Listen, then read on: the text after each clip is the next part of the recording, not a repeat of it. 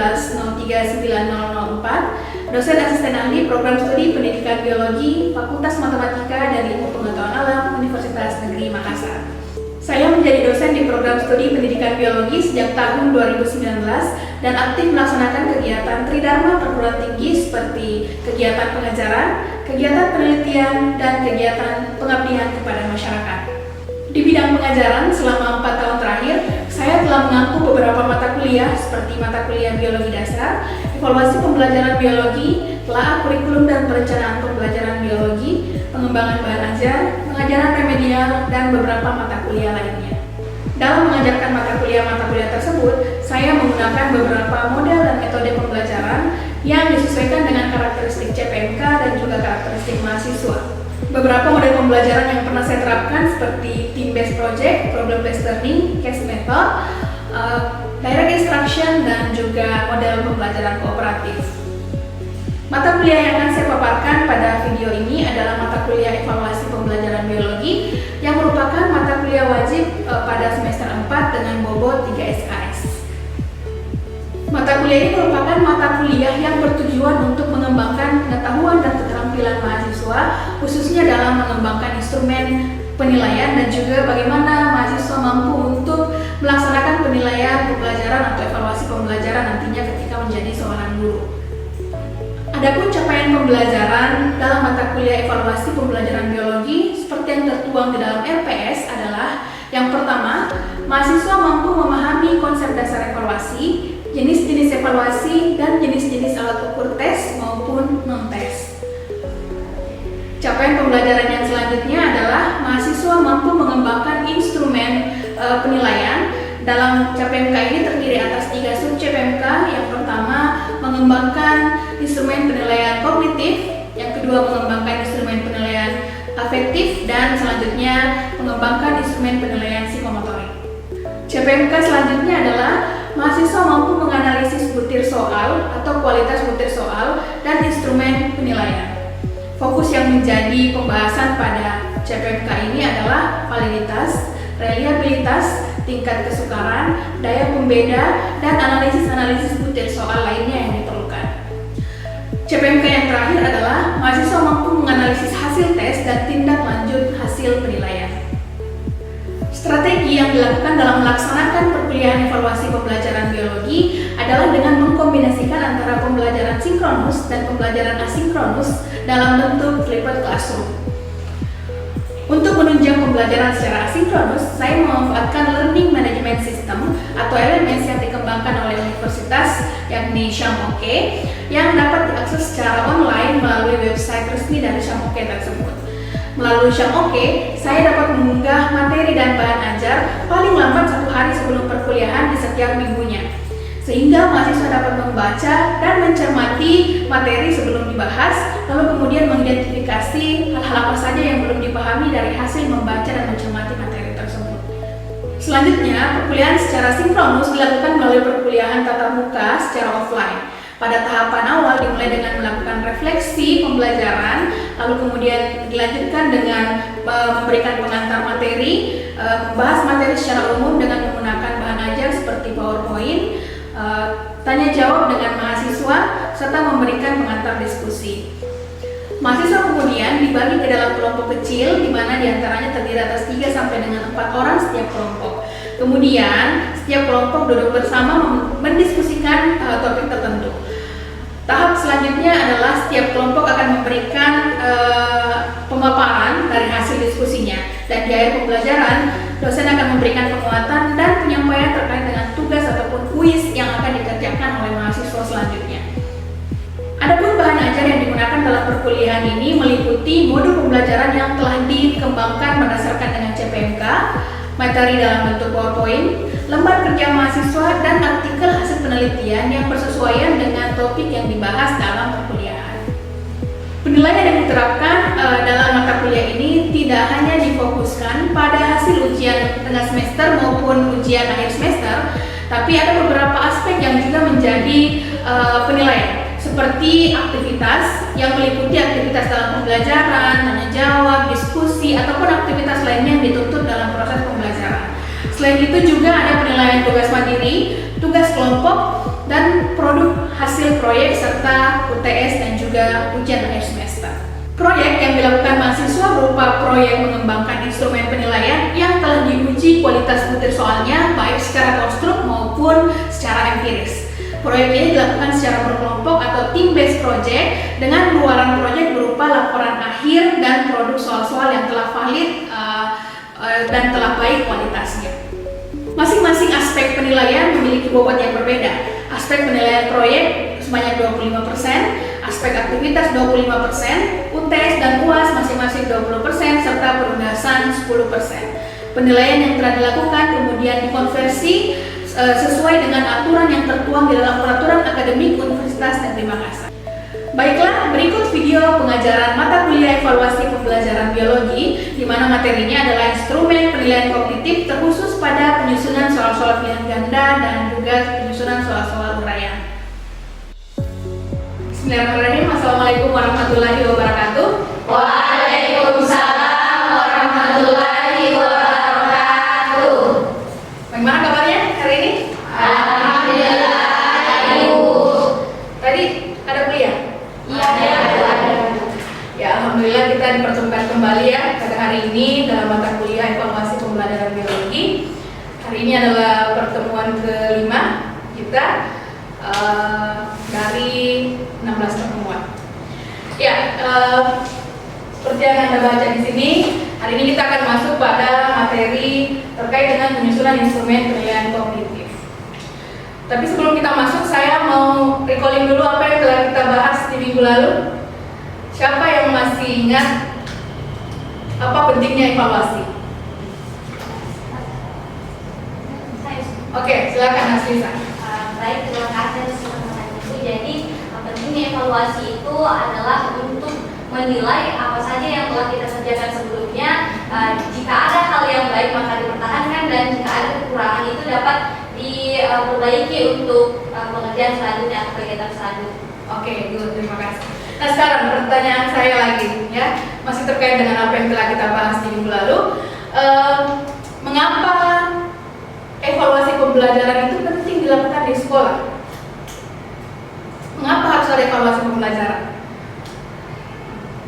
Oke, silakan Samila. Ya, jadi baik. Untuk mengapa evaluasi pembelajaran itu penting dalam sekolah, sebenarnya itu untuk mengetahui apakah tujuan pembelajaran yang telah kita tetapkan sudah tercapai atau tidak. Kemudian kalau tidak tercapai, kita bisa membuat perbaikan untuk masa depannya. Oke, evaluasi itu sangat penting dalam proses pembelajaran. Kenapa? Bukan hanya posisinya untuk menilai nilai siswa atau memberikan penilaian terhadap siswa, tetapi lebih kepada penilaian terhadap proses pembelajaran. Apakah proses pembelajaran kita berlangsung dengan baik atau masih ada hal-hal yang perlu diperbaiki. Nah, sekarang kita masuk pada CPMK yang terbaru, yakni penyusunan instrumen. Ya, ada 3 nanti instrumen yang Anda akan buat. Jadi kita lihat di sini. Nah, CPMK-nya adalah mahasiswa mampu mengembangkan instrumen penilaian. Lalu sub CPMK-nya mahasiswa mampu mengembangkan instrumen penilaian kognitif. Jadi untuk CPMK ini kita punya 3 nanti subnya. Ada mengembangkan instrumen penilaian kognitif, kemudian ada psikomotorik, dan ada API. Nah, untuk sekarang kita masuk dulu pada mengembangkan instrumen penilaian kognitif. Untuk materinya adalah langkah penyusunan soal, kaidah penulisan soal pilihan ganda, dan menyusun kisi-kisi soal. Oh ya, ada juga kaidah penulisan soal uraian. Nah, sekarang ini pertanyaannya dulu sebelum kita maju. Mengapa perlu menyusun instrumen penilaian dengan cermat? Ada yang bisa jawab? Kenapa kita perlu menyusun instrumen dengan cermat dalam evaluasi pembelajaran? Atau apa kedudukannya instrumen kita itu? Ada yang mau menjawab? Agar Oke, pembelajaran dapat tercapai dengan yang diharapkan, sesuai yang diharapkan. Agar tujuan pembelajaran dapat tercapai sesuai dengan diharapkan. Oke, apa ada lagi? Alia? Sebagai acuan untuk benar salahnya ke depannya instrumen pembelajaran. Sebagai acuan dalam pengukuran, ya. Oke, masih ada yang mau menjawab lagi? Mengapa kita perlu menyusun instrumen dengan cermat? Saya kasih contoh. Kalau Anda mengukur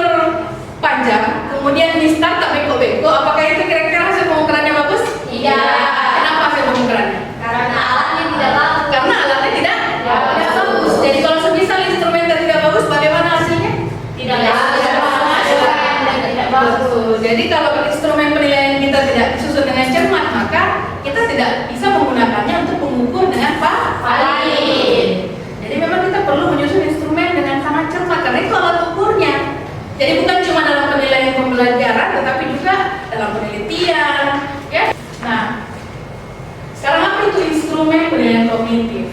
Ya, jadi instrumen penilaian kognitif ini merupakan alat ukur, ya, yang digunakan untuk menilai aspek kognitif.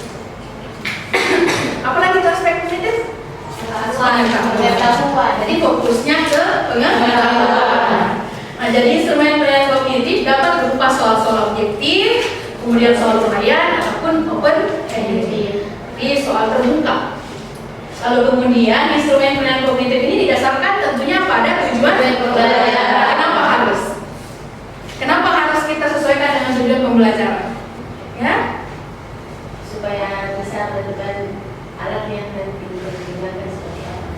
iya, karena alat kita ini mau mengukur apa yang harusnya diukur. Yang mau diukur adalah ketercapaian tujuan pembelajaran. Makanya harus disesuaikan.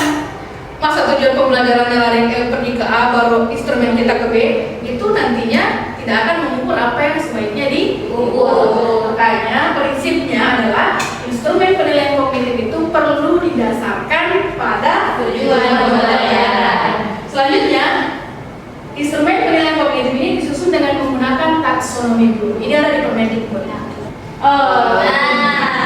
Jadi C1 itu yang pertama adalah mengingat, kemudian memahami, menerapkan, C4 menganalisis, C5 menciptakan. Anda masih ingat kalau HOTS areanya di mana? Katakan. Oke. C5 sampai C6. C5 sampai C6. Ada yang mau menyempurnakan? C4 sampai C4 sampai C6. Jadi areanya di 3 teratas. 3 teratas. Ya. Kalau LOTS? Tiga. 3 ke bawah? Yakin? 2. 1. Nah, ada referensi mengatakan itu di ranah mengingat itu masuk ke lower thinking, ya. Sementara kalau D itu medium. Ya, jadi dia berada di modes medium overthinking skills. Nah, jadi kita mengikuti ini. Ya, kita kalau mau susun soal, jadi bukan kita sesuaikan sulit tidaknya, tetapi setidaknya kita bisa mampu untuk menyusun soal yang tidak hanya berada pada ranah C1, tetapi bisa kita sampai pada C6. Supaya kenapa? Keterampilan berpikir kritis peserta didik atau berpikir tingkat tingginya meningkat. Ya, bayangkan kalau Anda cuma dibiasakan menjawab soal mengingat terus, berarti otak Anda hanya berlatih untuk mengingat. Makanya harus dilatih untuk menganalisis, mengevaluasi sampai pada supaya otak Anda terbiasa untuk melakukan hal-hal seperti itu. Ya, nanti ketika Anda jadi guru, usahakan nanti Anda membuat soal-soal tidak hanya di C1 sampai dengan C2, menjelaskan mencocokkan definisi dan segala macam. Tapi cobalah Anda membuat soal di mana peserta didik diajak untuk menganalisa sesuatu, ya. Nah, ada langkah-langkah penyusunan instrumen kognitif. Yang pertama, identifikasi dulu indikator dan tujuan pembelajaran yang telah dirumuskan sebelumnya. Jadi tahap perencanaan Anda masih ingat, ya? Di tahap perencanaan ada menganalisis kurikulum, lalu kemudian mengidentifikasi indikatornya. Nah, nanti itu indikator dan tujuannya dijadikan sebagai acuan untuk menyusun soal. Nah, lalu kemudian merumuskan indikator soal. Sama tidak indikator soal dengan indikator pencapaian kompetensi? Apa bedanya? Siapa yang mau mencoba menjelaskan?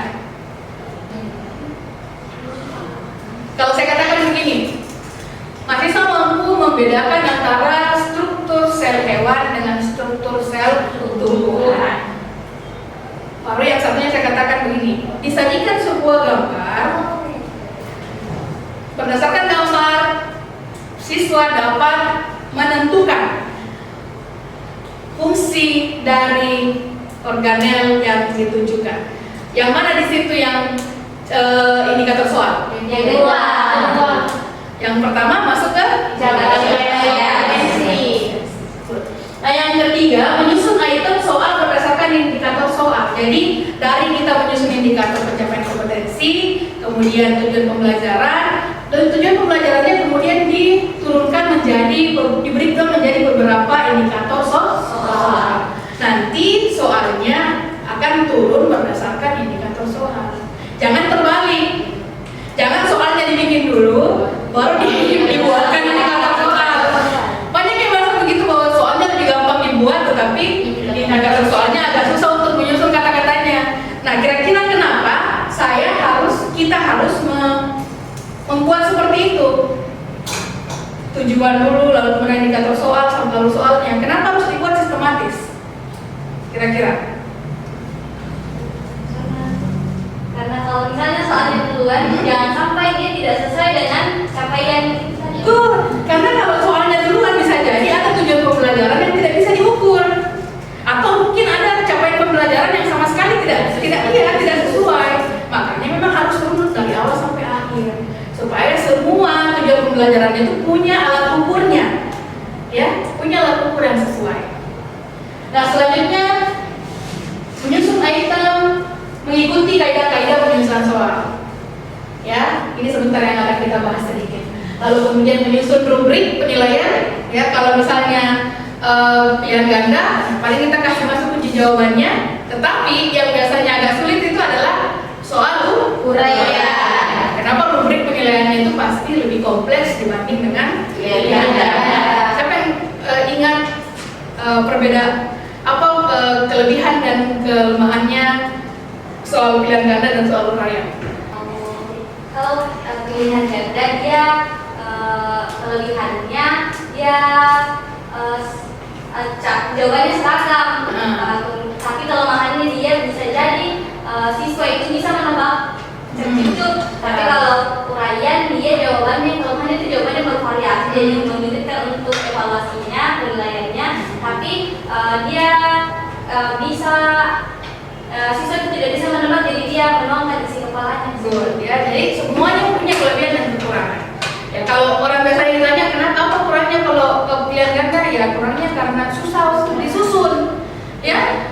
Tapi mudahnya gampang diperiksa.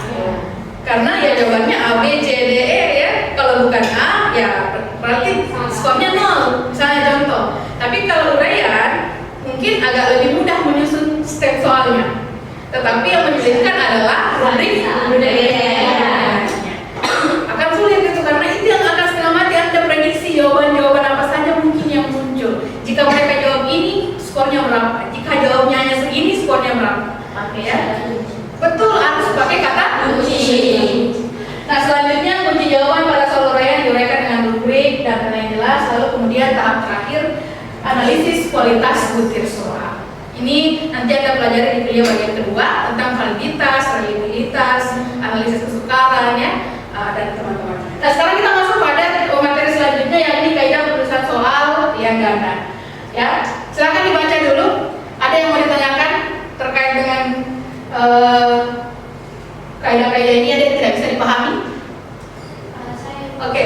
Mengenai poin keempat, stem soal sebaiknya bukan kalimat tanya, maksudnya seperti apa? Oke, good. Ada yang mau berusaha menjawab dulu? Apa yang dimaksud dengan stem soal itu diusahakan bukan kalimat tanya? Ada? Bagaimana biasanya? Ini kan kita pilihan ganda, ya? Oke, silakan Sarmila. Jadi biasanya untuk pilihan ganda itu tidak bukan kalimat tanya, karena biasanya kalau pilihan ganda itu menunjukkan kata yang berlanjut atau dilengkapi, betul. Jadi misalkan kalau kalimat stem soal itu pada pilihan ganda itu tidak menggunakan kalimat tanya, karena kalimat tanya itu biasanya cenderung akan mengarahkan kita untuk menjawab, menguraikan. Ya, ada lagi? Oke, Sarmila silakan.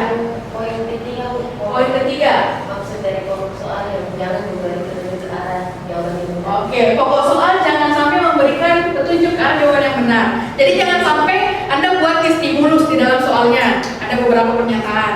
Lalu mereka tidak harus berpikir lama karena jawabannya ada di step soal itu. Ya, baru dibaca sini. Jadi usahakan kan yang soal yang Anda buat membuat peserta didik berpikir, ada kegiatan berpikir di dalamnya. Yang sampai dia cuma membaca itu, lalu kemudian dia sudah tahu bahwa oh ini ada muncul. Ya. Kalau misalnya kadang ada soal yang jawabannya itu ada di soal sebelumnya. Good. Itu juga sebenarnya gimana itu? Kutip soal terakhir. Kutip soal bergantung pada jawaban soal sebelumnya. Betul ya?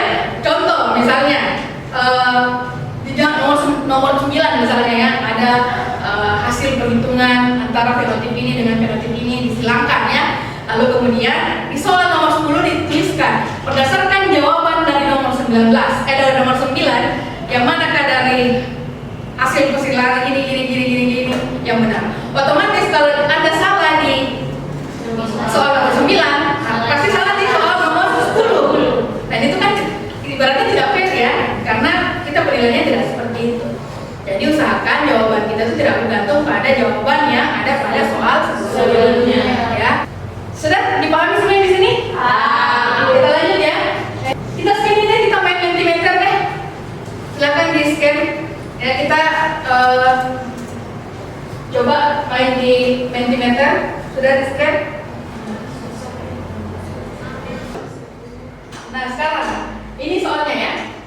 Indikator soal diberikan sebuah gambar tentang pembelahan sel. Peserta jadi diminta untuk menentukan fase pembelahan sel berdasarkan gambar yang diberikan. Kemudian soalnya urutan fase pembelahan sel secara mitosis yang tepat adalah bla bla bla bla. Silakan dicermati soal ini apakah sesuai dengan kaidah penulisan soal atau tidak. Ya, mayoritas menjawab tidak. Kenapa kira-kira dia tidak sesuai? Kita kembali lagi ke kenapa dia tidak sesuai. Oke, silakan. Karena indikator soal itu dijelaskan diberikan sebuah gambar tentang pembelahan sel, sedangkan di soalnya itu tidak ada sebuah gambarnya. Jadi dia tidak memenuhi kaidah yang mana? Soal harus sesuai dengan indikator soal. Ya, jadi dia tidak sesuai dengan. Nah, next ya. Next. Perhatikan gambar di bawah ini. Urutan fase pembelahan sel secara mitosis yang tepat. Sekarang Anda lihat. Nah, apakah soal sebelumnya sesuai dengan kaidah penulisan soal? Ada yang bilang sesuai, ya ini bagus ini beragam ini. Ada yang bilang tidak. Ada yang bilang sesuai. Ya, banyak yang mengatakan sesuai dan ada yang menjawab tidak. Siapa yang mau jelaskan kenapa Anda mengatakan bahwa soal ini sesuai dengan kaidah penulisan soal? Oke, Rafni silakan. Karena sudah sesuai sama indikator tadi, Bu. Oke, itu dari Rafni. Sekarang siapa yang menjawab tidak sesuai? Oke, Haslisa silakan. Saya menjawab tidak sesuai karena gambarnya itu membocorkan soalnya. Good. Salah satunya, itu salah satunya. Tapi masih ada yang paling penting. Oke, good. Nah sekarang saya kasih dulu. Kalau semisal ini saya hapus, gambarnya saya cedakan. Kira-kira apakah Anda bisa jawab ini pertanyaan? Bisa. Jadi intinya siapa? Oke. Betul. Gambar tidak berfungsi. Itu tidak sesuai dengan kaidah penulisan soal. Nah sekarang kita masuk pada kisi-kisi soal. Nah silakan Anda perhatikan ya sebelum ini materi terakhir sebelum kita masuk pada diskusi.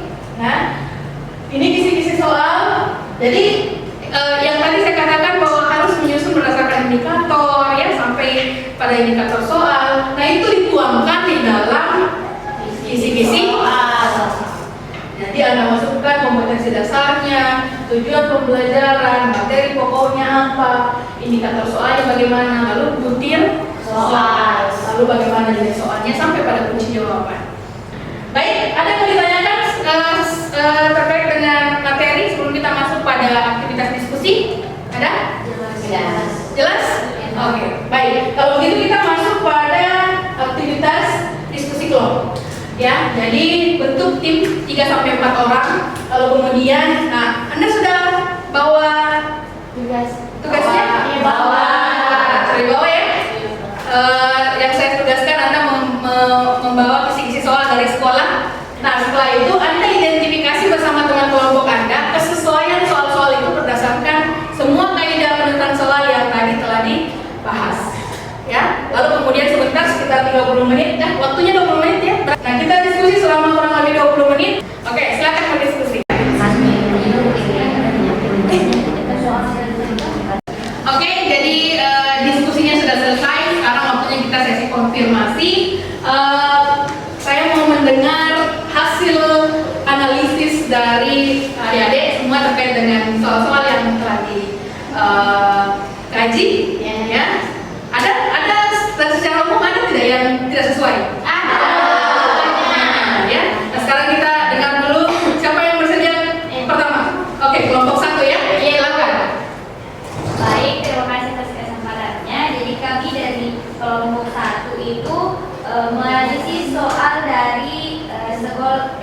SMA Man Model.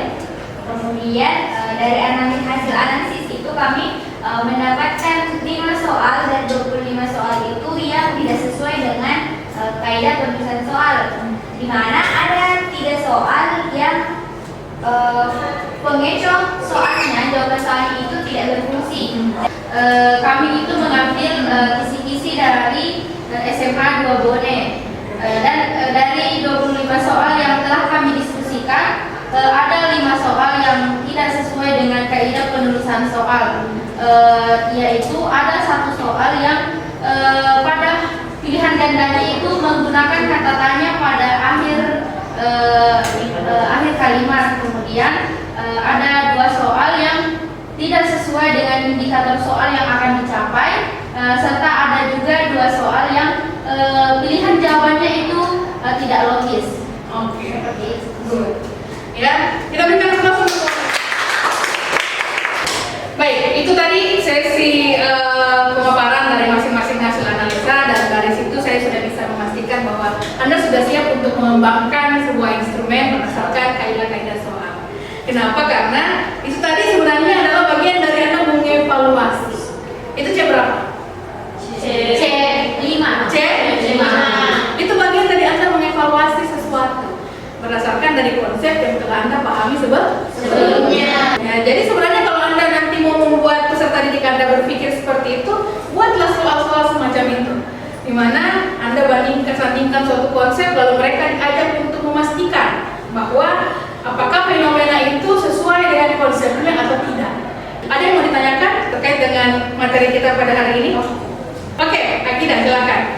Jadi misalnya itu dari 10 soal, dan di dalam soal itu hampir tidak ada penulisan yang baik, itu sebaiknya direvisi oleh gurunya atau ditaruh saja di bank soal. Oke, good. Pertanyaan yang bagus. Jadi kalau misalnya dari semua soal itu 10 soal, kalau memang masih ada yang mau ditanyakan sebentar, nanti kita diskusikan melalui forum diskusi di Syamoke.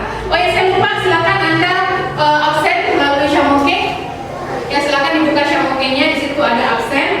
Mumpung Anda masih di dalam Syamoke, ya, mumpung Anda masih dalam Syamoke, silahkan di scroll di bagian bawah ada kuis. Nah, sekarang kita akan di akhir sesi saya mau mengulang kembali tugas proyek yang Anda perlu kerjakan. Ya, pilih salah satu kompetensi dasar pada mata pelajaran biologi SMA. Kelompoknya boleh pakai kelompok yang tadi ya. Ya. 3 sampai dengan 4 orang. Nah, kemudian kembangkan instrumen penilaian kognitif. Terima kasih atas perhatiannya pada hari ini. Semoga apa yang kita lakukan pada hari ini bernilai ibadah di sisi Allah Subhanahu wa taala. Kita ketemu lagi insyaallah minggu depan. Wabillahi taufiq wal hidayah. Wassalamualaikum warahmatullahi wabarakatuh. Demikian video pengajaran yang dapat saya tampilkan. Terima kasih. Wassalamualaikum warahmatullahi wabarakatuh.